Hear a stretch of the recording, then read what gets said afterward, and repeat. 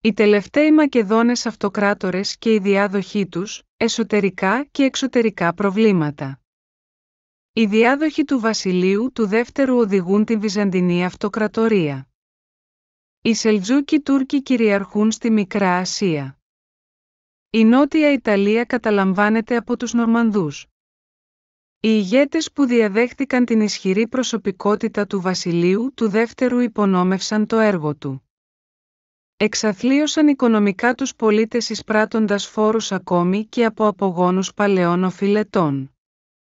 Ο Ρωμανός ο Τρίτος Αργυρός, 1028-1034 μετά Χριστόν, κατήργησε τον νόμο του αλληλέγγυου, με τον οποίο ο Βασίλειος ο Δεύτερος είχε βοηθήσει τους οικονομικά αδύναμους που συμμετείχαν στους συνεχείς πολέμους. Στο εξής οι μικροκαλλιεργητές στρατιώτες παραδόθηκαν στις αρπακτικές διαθέσεις των δυνατών μεγαλογεοκτημόνων και παρήκμασαν.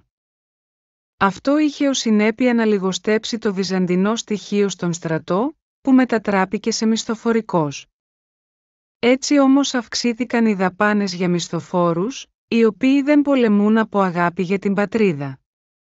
Κατά τη βασιλεία του, ο Κωνσταντίνος ο Θήτα, 1042-1055 μετά Χριστόν, παραχώρησε έναντι χρημάτων το δικαίωμα ίσπραξης φόρων σε ιδιώτες.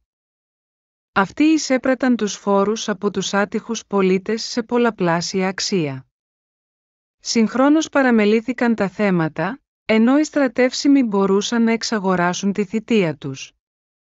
Την ίδια περίοδο στην Ανατολή, στο βόρειο τμήμα της σημερινής Περσίας, εμφανίστηκαν οι Σελτζούκοι Τούρκοι.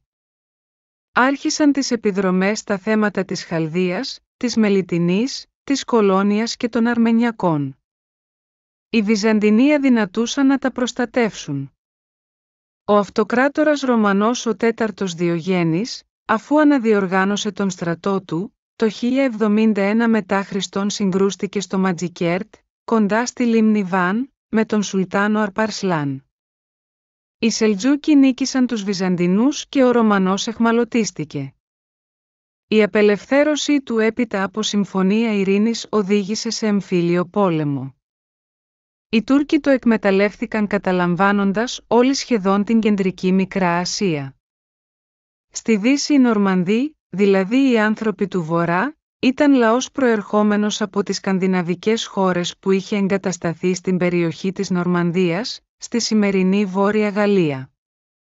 Στις αρχές του 11ου αιώνα Νορμανδοί πολεμιστές έφτασαν στη Νότια Ιταλία και πρόσφεραν τις υπηρεσίες τους ως μισθοφόροι στα κράτη της περιοχής. Ο Βυζαντινός στρατός υπέστη από αυτούς επανειλημμένες ήττες. Οι Νορμανδοί κατέλαβαν τελικά τα λιμάνια της Αδριατικής θάλασσας, Μπρίντεζι και Μπάρι, 1071 μετά Χριστόν, κυριαρχώντας την Κάτω Ιταλία και τη Σικελία.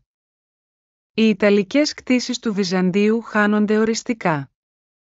Κυριότερες αιτίες της παρακμής της Βυζαντινής Αυτοκρατορίας κατά τον 11ο αιώνα αποτελούν η αδυναμία αντιμετώπισης Σελτζούκων και Νορμανδών, τα διοικητικά σφάλματα των αυτοκρατόρων του 11ου αιώνα, η παραμέληση Βυζαντινών στρατιωτών και θεμάτων,